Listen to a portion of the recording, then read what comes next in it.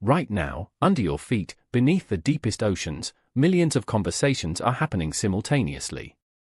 Video calls, financial transactions, love letters, all traveling through hair-thin cables buried on the seafloor. Without them, the global internet doesn't exist. But most of us have no idea they're there. So how does data actually cross the Atlantic? Let's start with the basics. A submarine cable is essentially a fiber optic cable, about the width of a garden hose, laid on the ocean floor. But don't let the simple description fool you. Inside that hose is incredible precision engineering. At the core is a single strand of glass fiber thinner than human hair. That fiber can transmit data using pulses of light traveling at nearly the speed of light itself. The first transatlantic telephone cable was laid in 1956. It could handle just 36 simultaneous phone calls. Today's modern submarine cables can transmit terabits of data per second. That's billions of times more capacity. A single cable installed in 2023 can carry more bandwidth than all the cables from the 1990s combined.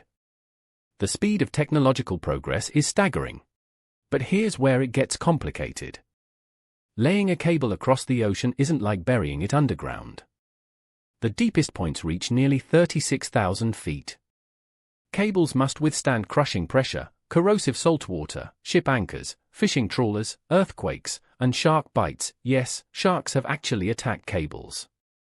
The engineering to survive these conditions is remarkable.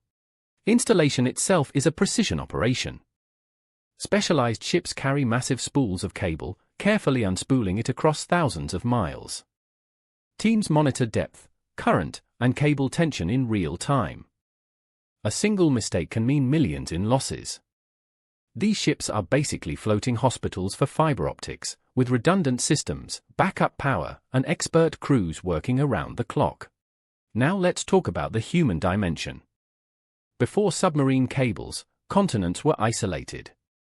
Communication took days or weeks by ship. Then telegraph cables connected us. Then telephone cables. Each breakthrough shrunk our world psychologically. We went from thinking in terms of nations to thinking globally. This technological shift fundamentally altered human consciousness and religious practice across cultures. Consider religion. For thousands of years, faith communities were geographically bound. You worshipped with your local congregation. Submarine cables changed that. Now a Christian in Kenya watches a sermon from California. A Buddhist in Vietnam attends meditation with monks in Tibet in real time. A Muslim performs virtual pilgrimage to Mecca from home. Cables are redistributing spiritual experience across the planet. But this comes with psychological costs we're only beginning to understand. Constant connectivity creates what psychologists call perpetual presence anxiety. We're always reachable. Always on. Never fully alone. This mental state is historically unprecedented. Previous generations had natural breaks from social pressure. Now, cables deliver that pressure directly to our pockets, 24/7. There's also the question of power. The countries and corporations that control submarine cables control information flow. A handful of tech giants own or partner with cable operators. They decide what content travels where, with what speed, at what cost. This creates new forms of cultural and economic dominance. It's imperialism in the digital age, invisible but profound. Cable breaks happen regularly. About 200 cuts per year. Sometimes from ship anchors, sometimes natural disasters, sometimes equipment failure. When a major cable fails, entire regions can lose internet access. In 2020, a cable break in the Red Sea cut connectivity for millions. It shows how fragile our global infrastructure really is. We've built a civilization on cables we can't see and barely understand. Looking forward, newer cables are being laid faster than ever. Google, Facebook, Microsoft, and Amazon are all investing billions in their own submarine cable networks. They're not doing this out of charity. They're doing it because controlling the infrastructure that connects humanity is the ultimate power.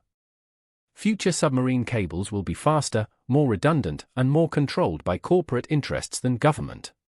So here's what we need to understand. Submarine cables aren't just pipes carrying data. They're the nervous system of global human consciousness.